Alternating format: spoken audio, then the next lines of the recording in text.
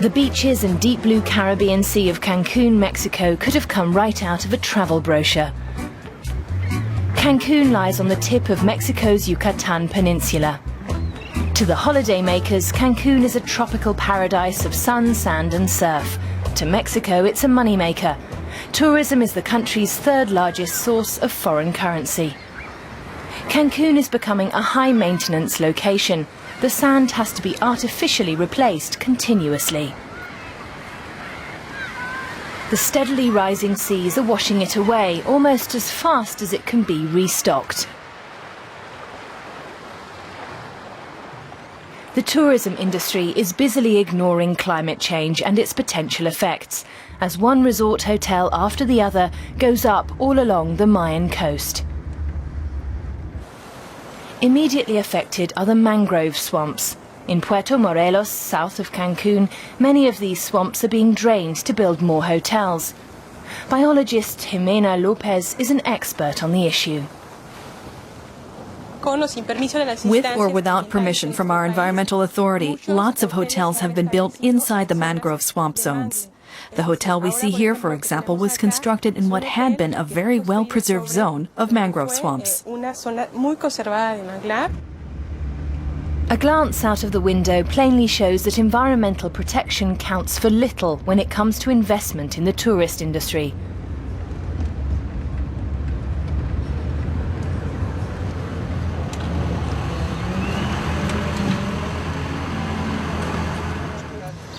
Ms. Lopez knows the extent of the damage better than almost anyone. Every month she joins a scientist from the Office for Nature Reserves for an aerial survey of the coastline. The Mexican federal government is at least documenting the rapidly accelerating destruction of the mangroves.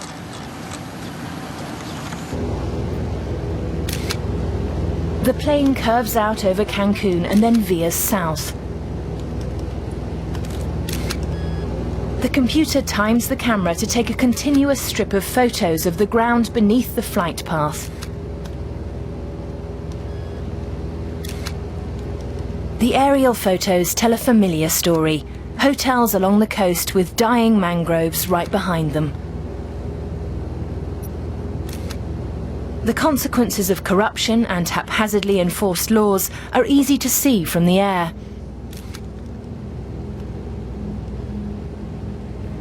Another half-hour flight down the coast is the Siam Khan Biosphere Reserve. The mangroves serve to protect the mainland behind them. They form part of a uniquely adapted ecosystem, a natural buffer zone between sea and land.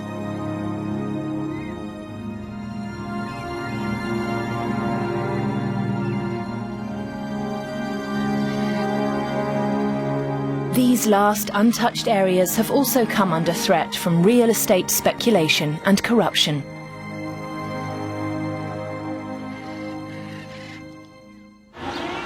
Aerial surveys are expensive and their evaluation time-consuming. So, with the help of the German Scientific Society for Aeronautics, the Mexican government has been increasingly turning to satellite remote sensing.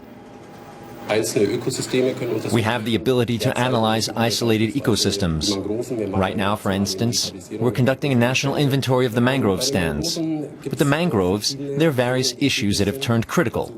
Among them, of course, is tourism, especially along the Mayan coast. Quintana Roo is an example.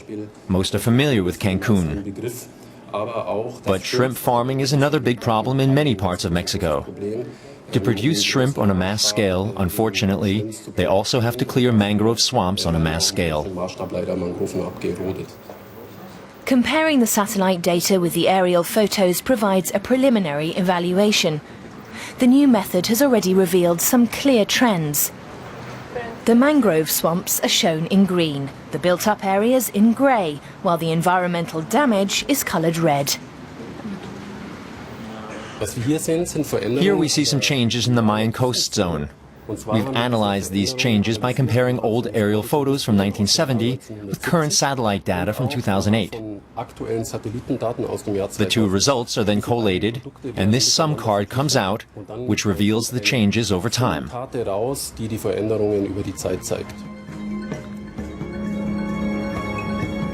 It's about a 3-hour flight from Cancun to Mexico City. Estimates of the population of Mexico City range from 20 to 30 million. The numbers vary widely depending partly on which boroughs are included. The elevation of the city is easier to pin down, 2,200 meters for the high valley's floor.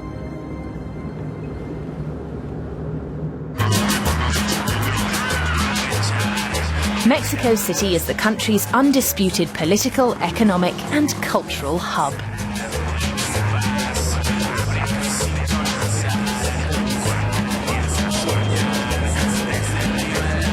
The cityscape is a mixed bag of modern and traditional.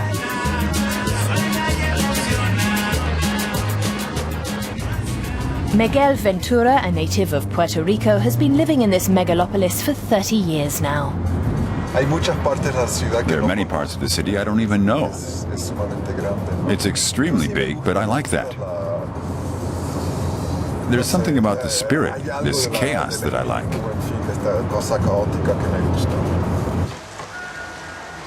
Miguel Ventura is an artist.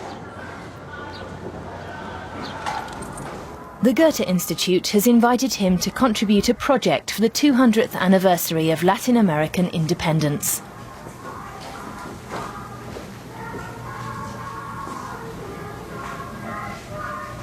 His studio is still lined with works from the last exhibition, works that contemplated fascism from a critical perspective.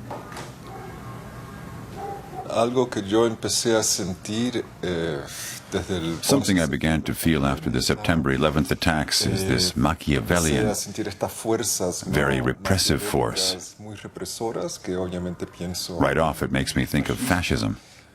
With these invasions of Iraq and Afghanistan, with these wars based on lies. This too is a combination of the forces of repression and the forces of capitalism. Ventura uses manipulated symbols and music from the Third Reich. But of what concern is Germany's dark past to him, a Latin American? I think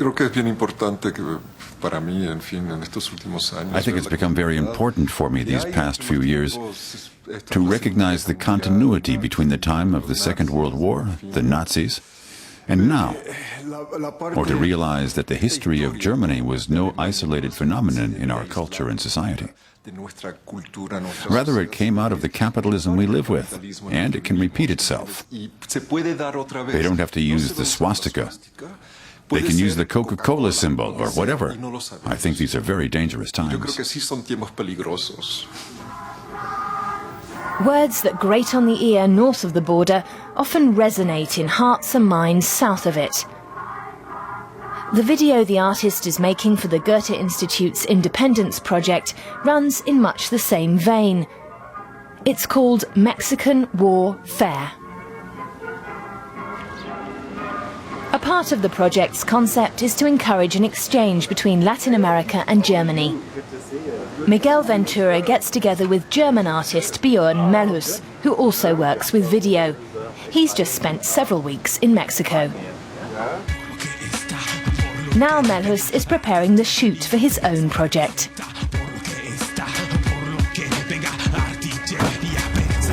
During his time in Mexico, one thing in particular caught his attention.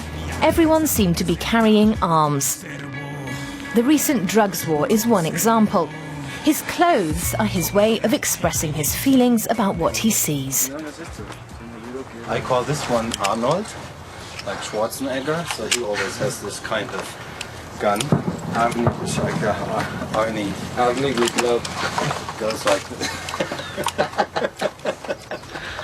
It's a response to what people in this country have been experiencing since about 1994. There's been an extreme militarization on all sides. When you come here from abroad, it's blatantly obvious. I was here in 1992 and didn't see any of this yet. It's a very tangible change in the civilian society. People have almost gotten used to seeing bulletproof vests and big automatic rifles all around them in the streets. That in itself is disturbing, and this is my reaction to it. Our journey continues east towards Puebla.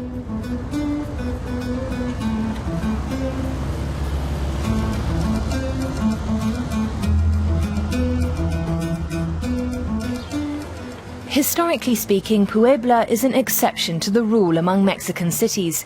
It was founded by the Spanish. There was no indigenous settlement on the site when the conquistadors arrived. The colonial architecture in the old town bears witness to its origins. Puebla has a reputation as conservative and arch-Catholic. Many of the church's art treasures are concentrated here. One is the Chapel of the Rosary in the Church of Santo Domingo. A total of 56 kilograms of gold leaf was applied to the inside of the chapel. It was built by indigenous people from nearby Cholula and black slaves from what is now Belize.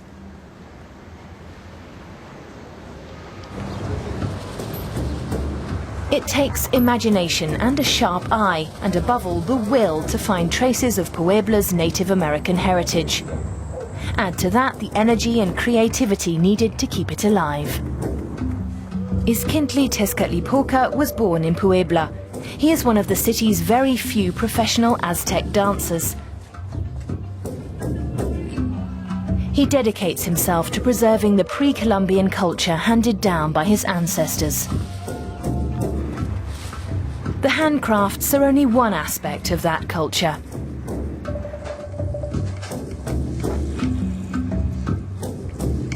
He and his wife have a small workshop, jammed full of pieces and tools.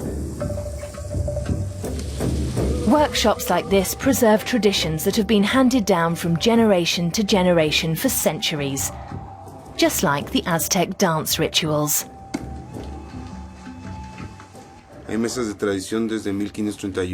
There are lines of traditions reaching back to 1531 or 1731.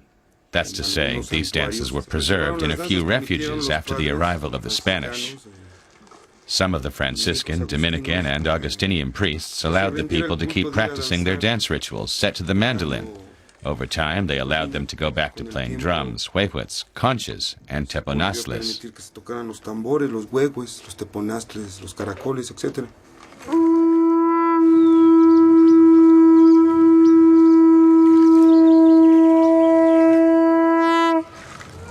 Every Friday, with a blow on his conch, Izquintli starts rehearsals with his dancers, outside whenever they can. His group is also attracting more and more non-Mexicans who want to get a feel for the native rhythms and traditional steps.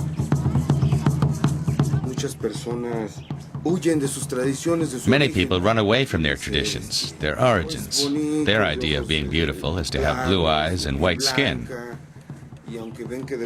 And then when they see skin this color, they say, "Oh, Indios, huh?" But the odd thing about it is that they have skin the same color and call us Indios. I think they've lost their sense of identity, but then everyone has their own criteria. On Sunday morning, they prepare for their upcoming public performance. They made the costumes and instruments themselves with painstaking attention to detail.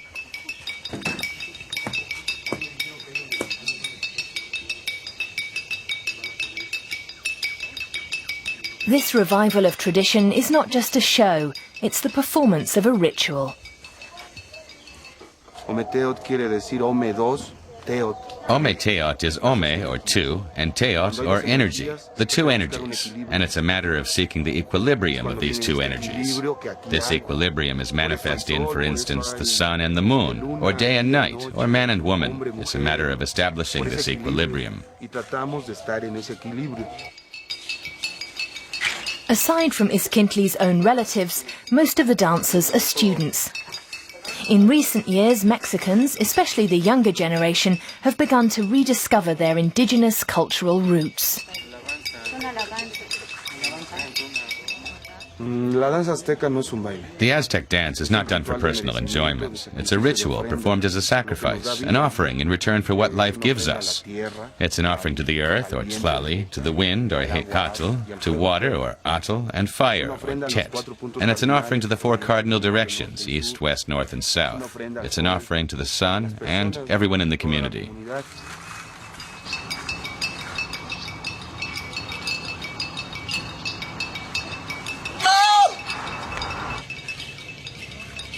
They set off for the dance arena. Past an ancient pyramid, the largest in Mexico. Perched on top is a Catholic church.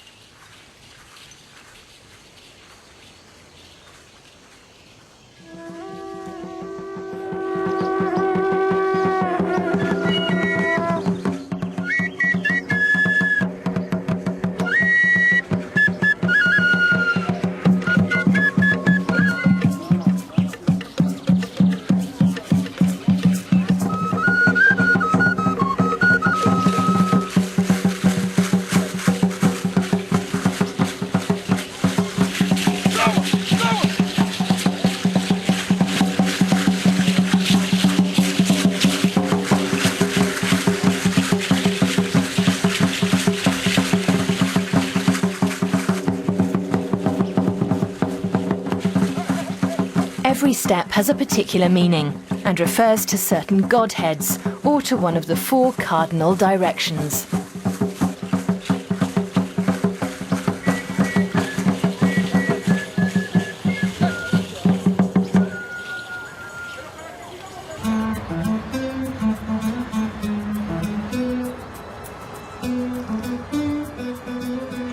Like almost all the Latin American countries, Mexico is a melting pot of immigrants from many parts of the world, including Germans. Some came as refugees, others in search of a new life. In Tepoztlán, in the state of Morelos, a sign advertises a beer garden. Inside is a man named Giacomo Haupt. Germany was too crowded for his taste. I was looking for another lifestyle, but I never thought I'd end up going to Mexico. I came through South America and the US and somehow got stuck in Mexico.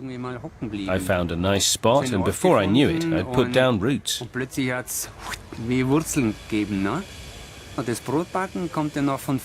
learned baking much earlier. I was a baker in Germany.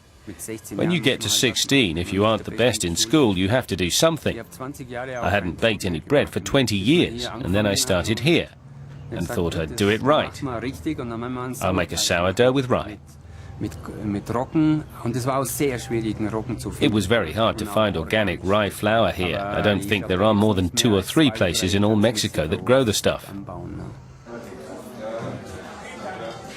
If you can't make the grade, you make the food and drink, goes an old Bavarian saying. Giacomo takes life with a touch of humour. His beer garden is actually doing quite nicely. On the weekend, patrons come from Mexico City in droves for a taste of his exotic German bread and beer on tap. Can he serve as an example for other emigrants?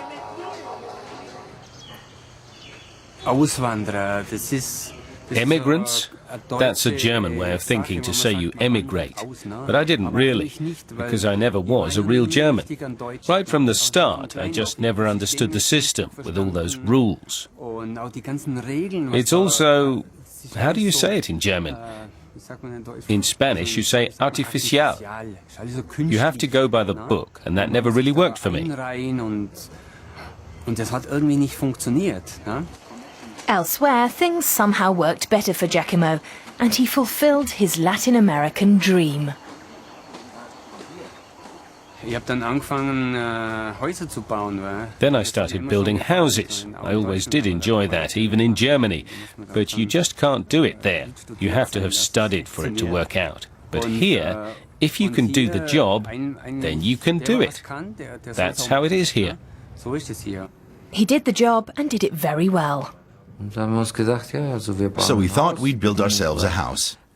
But I needed 160 meters of bookshelves, And that's how we came up with this thing, without plans. It was a house out of the oven, like a cake. Das wurde so wie gebacken, das Haus. Das ist irgendwie wie ein Kuchen geworden. Wednesday is market day in Tepoztlan. A rich variety of merchandise is on offer. Dried grasshoppers are nothing out of the ordinary to Giacomo. También saladitos y con vinagre, ¿no? Parece. He feels no homesickness for his Bavarian birthplace. Giacomo seems to thrive here, but many of the native Mexicans feel compelled to migrate to the United States.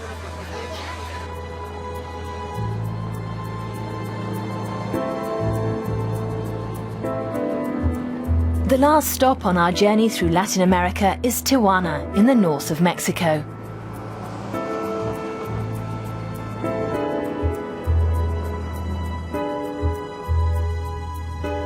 For most illegal migrants to the US, the road leads through the desert. It can be a dangerous one. More than a few, on average about one a day, lose their lives trying to reach what to them is a promised land.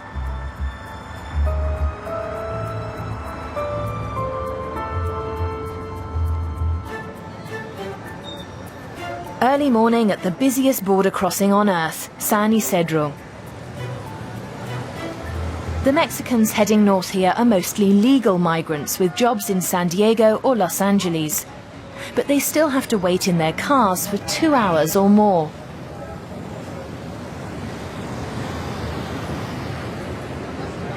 The Mexicans call the border simply La Línea, the line.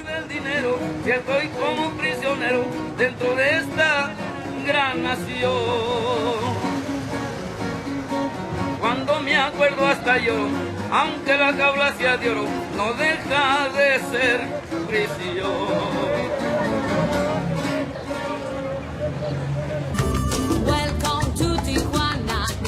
Mixed in with the Mexicans waiting to cross are many Americans returning from a trip to Tijuana. Some go for a cheap holiday or shopping spree. Others go in search of medical care.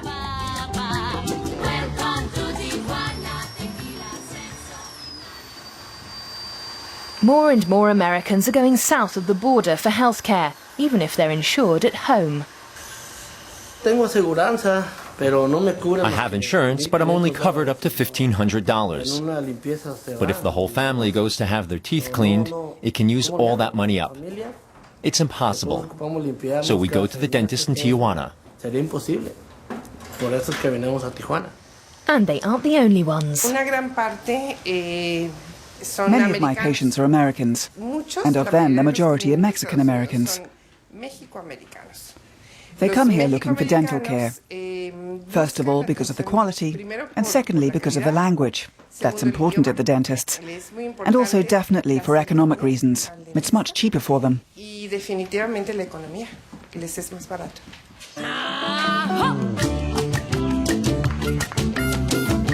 On Sunday morning, Dr. Becerril takes a trip with her family.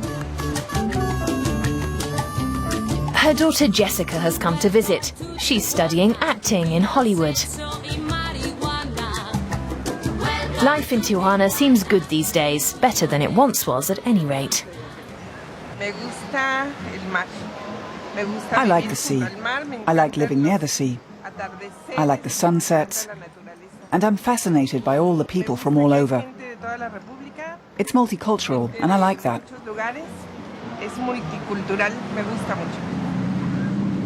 Latin America ends here at the US border in name only. In reality, Latin Americans live throughout the US and Canada as well. But the fence stands here, a high-tech fortification dividing a continent. It even attracts tourists. Los que vivimos aquí en la región The people of this region know that Latin America doesn't end here. It goes on. There are Mexicans, their Central American brothers, and Latinos of many countries on the American side as well. There are the cultural centers, the restaurants, and the workers, multitudes of people. Many of the border guards here are of Mexican descent. So in reality, Latin America doesn't end here, but someplace in Canada. Latin America may in fact reach all the way to Berlin, but our journey from Tierra del Fuego to Tijuana ends here.